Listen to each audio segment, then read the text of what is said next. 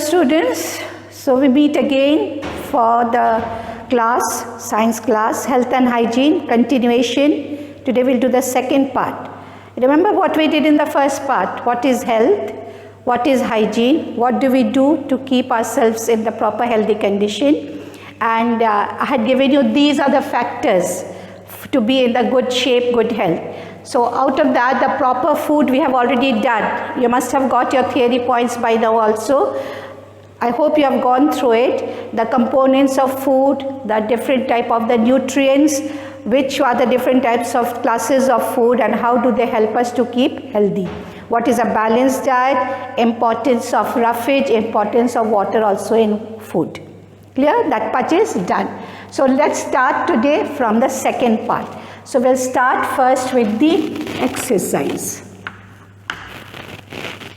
Why exercise is needed? We cannot just eat and lie down, constantly eat or take rest.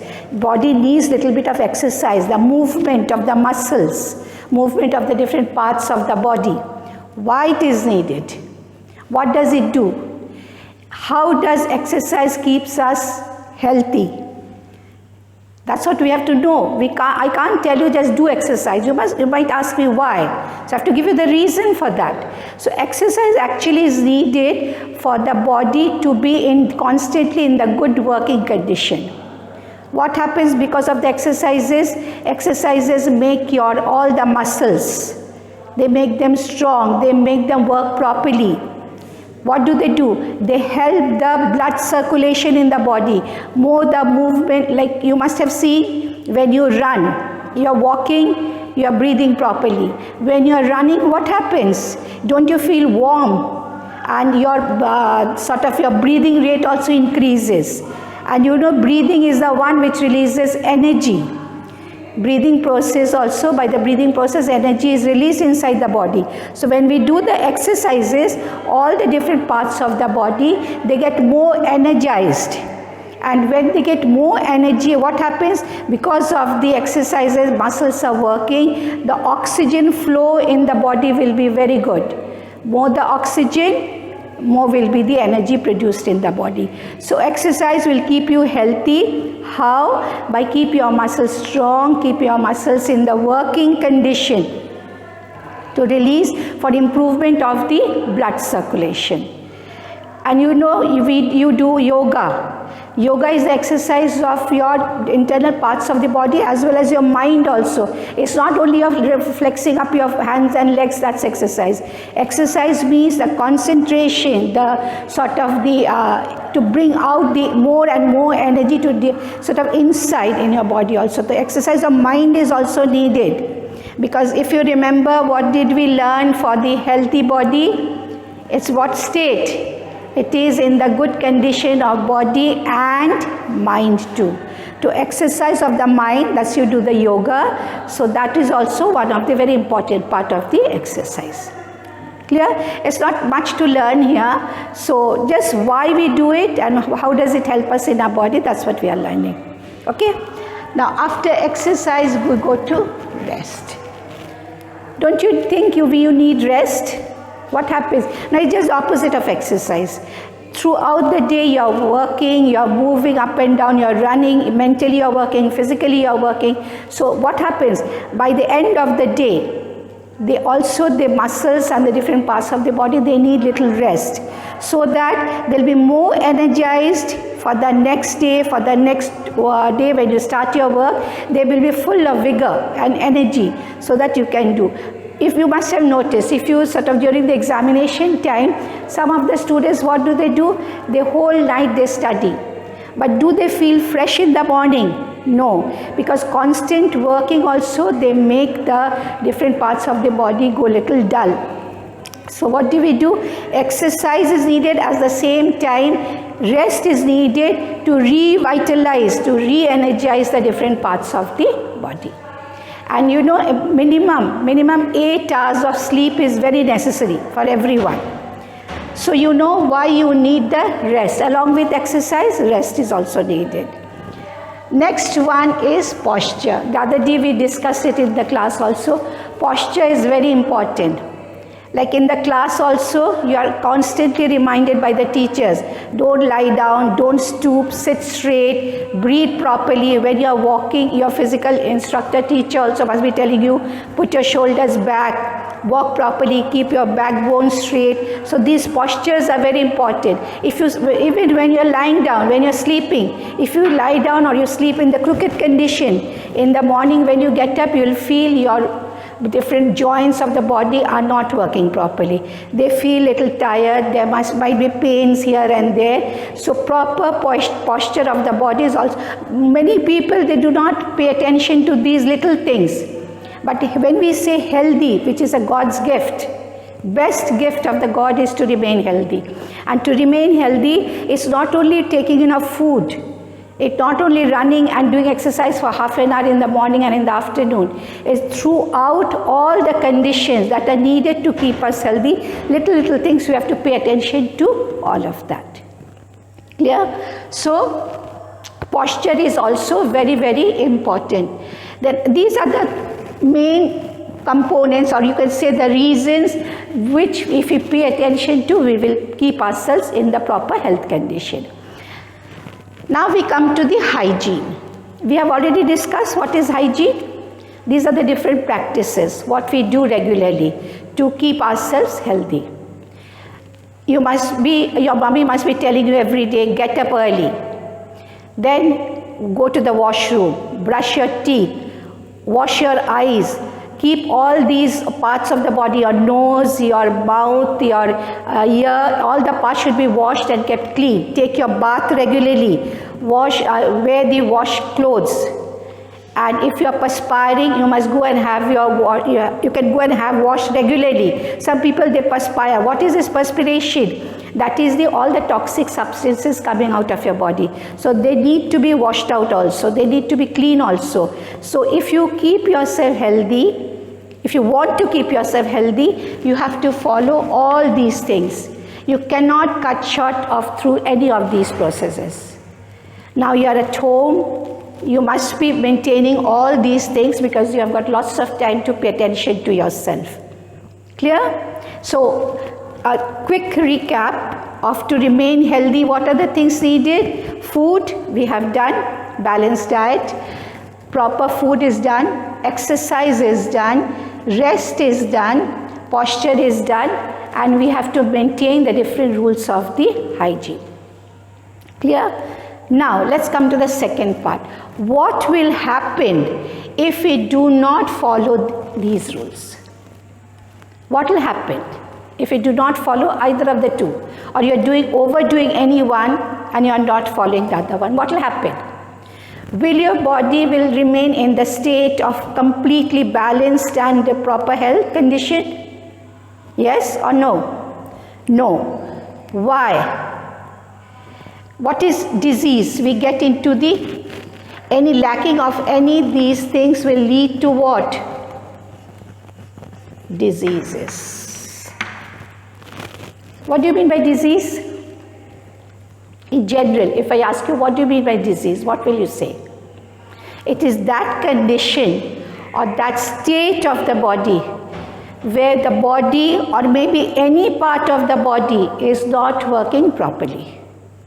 When your whole body or any particular part of the body, any part of the body not working properly, obviously it will affect the whole body system only, right? So what is disease actually? Disease is that condition of the body, the state of the body, where the parts of the body, maybe it's a little part or maybe it's a big organ of the body or maybe the full body, that not working in the proper condition. Why? Maybe you have neglected one of these things. That's why. Clear? So now let's start about little bit of diseases, because we have to be very aware of all the different diseases.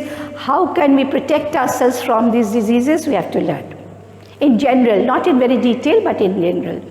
Now when we talk about the disease, the condition of the body, the state of the body, where the body parts are not working properly, that disease word can be classified into two parts. What are the two parts? One is called the communicable. What is the meaning of communicable? Like I'm talking to you, I'm communicating with you. That is from one to the other when there is a connection, right? So communicable diseases, the other one is known as the non-communicable diseases. So how do we, in the scientific term, how do we define them? Communicable means the one which can spread from one person to another. Maybe directly, maybe indirectly. It communicates the disease which spread from one person to the other, that is called the communicable disease. And non-communicable, just the opposite, which do not spread from one person to other. There are reasons for that, we'll do that, but they doesn't spread from one person to the other. That's called the communicable, non-communicable disease, okay? So let's start with the communicable one. Let's start the communicable one. So what are the points we can write for communicable one? Spreads from sick to healthy person. I'm writing in short, I'm not writing the full sentences. So spreads from sick to healthy person, that's called the communicable. Now when it spreads, how will it spread? It's easy to say spread, but how will it spread? Through the microorganisms which we commonly call as, what do we call these microorganisms? The germs. We say germs are there in the air, germs are there in your food. What does it mean? Germs are those microorganisms. It can be some microorganisms are useful to us. Some are useful and some are harmful. So those harmful microorganisms which will spread the disease, which will cause the disease, they are called the germs. How many types of their germs are there? We have got different microorganisms, fungi,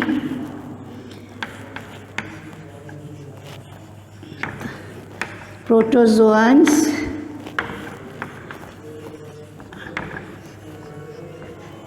bacteria, and virus. So what are these for? These are the different types of the germs. What are germs? They are the microorganisms. What do? They spread from disease from sick to healthy person. Now, they spread it through various medium. What can be the different medium? They can spread through air. They can poison up your food or infected food, poisonous food. They can be bites of the insects or bites of these insects which will carry these microorganisms. They can be through touch, by bite of insects, by the poisonous food, through the air. They can spread through any of the medium. So this gives you the summary of the reason and the factors of the communicable diseases. Clear? What are the communicable diseases which spreads from sick to healthy person? How? Through the microorganisms called the germs. What are they? They are examples: fungi, protozoa, bacteria, virus, etc. And how? Through the air, through poisonous food, through bites of insect, through touch.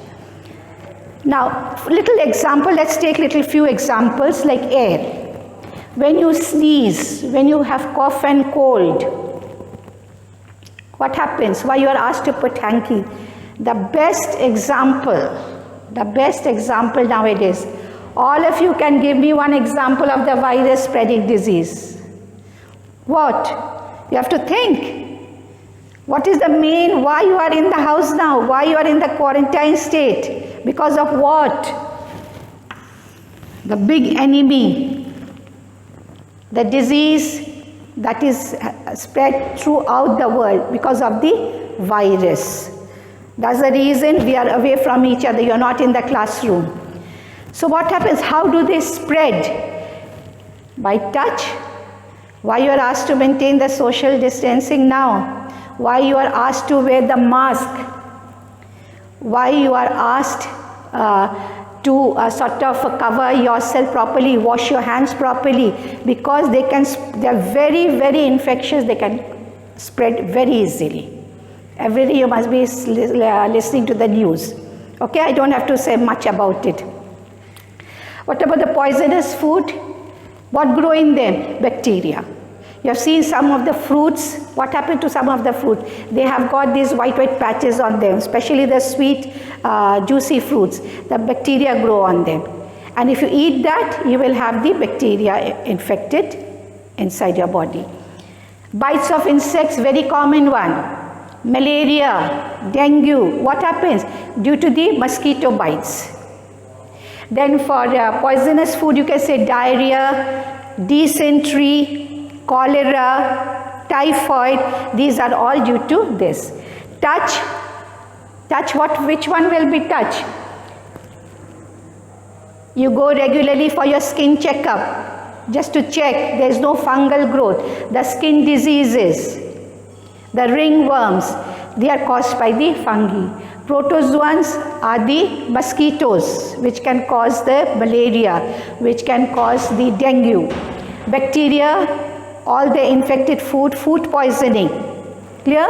And the virus also, they cause the damage. So this is about the communicable disease. A healthy person will get infected from the sick person through any of these germs, through any of these agents, and through any of these media.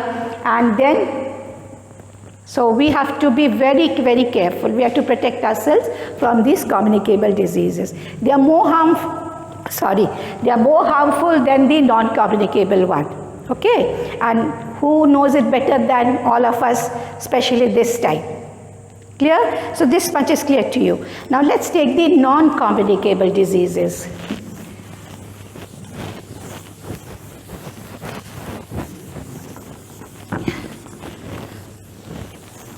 Now,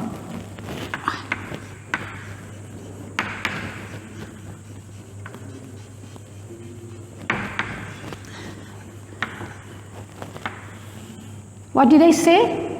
They are not spread from one person to another. They are inborn, like due to some of the you can say malnutrition, or some disorder in the body. It may be genetic from your birth. It can be later on. It is sort of infected into the body. But it's not that it's suppose if person has got a chicken pox, why the person is isolated? Why you are not asked not to go to that? Because that's a communicable one. But if you take the example of asthma, you take allergy, you take,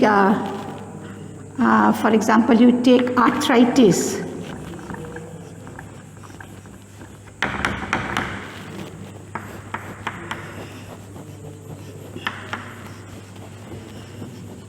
You take heart diseases, common examples.